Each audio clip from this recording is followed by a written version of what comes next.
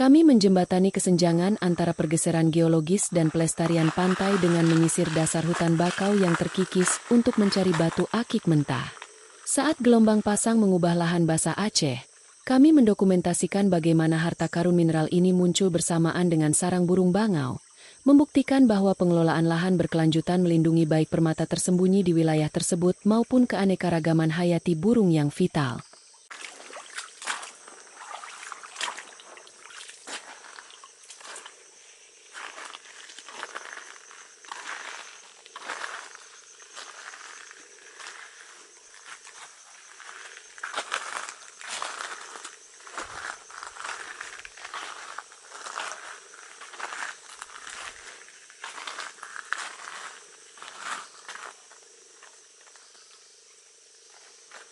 We bridge the gap between geological shifts and coastal preservation by scouring the eroded mangrove floor for raw agate stones. As tidal surges reshape the Asa wetlands, we document how these mineral treasures emerge alongside nesting herons, proving that sustainable land management protects both the region's hidden gems and its vital avian biodiversity.